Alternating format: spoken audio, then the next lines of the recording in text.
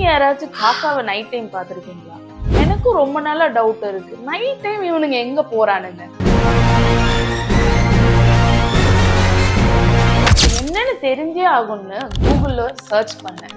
அப்பதான் தெரிஞ்சது காக்கா நைட் டைம்ல காணாம போறதுக்கு அவ்வளவு பெரிய சயின்ஸ் இருக்குது. Grow is a diurnal bird. டயர்னல்னா பகல்ல மட்டும்தான் ஆக்டிவா இருப்பாங்க. எப்படின்னா சன்ரைஸ் ஆனோடனே எந்திரிச்சுப்பாங்க, அப்போ ஃப்ளை பண்ண ஸ்டார்ட் பண்ணி they feed themselves. throughout the day அவங்க ஆக்டிவா இருப்பாங்க.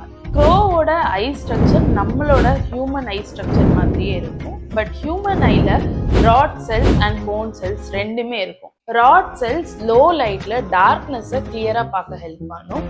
கோன் செல்ஸ் பிரைட் லைட்ல கலர்ஸை ஐடென்டிஃபை பண்ண ஹெல்ப் பண்ணும். காக்காவோட கண்ணில் ராட் செல்ஸ் கம்மியா இருக்கிறதுனால தான் அதால டேஞ்சர் ஐடென்டிஃபை பண்ண முடியாது, ஃபுட் ஐடென்டிஃபை பண்ண முடியாது.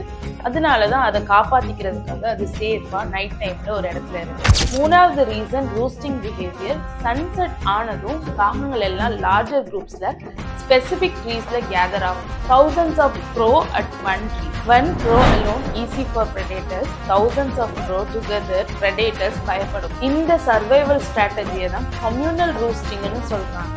இன்னொரு இன்ட்ரெஸ்டிங் ஃபேக்ட் என்னன்னா, crow is an intelligent bird.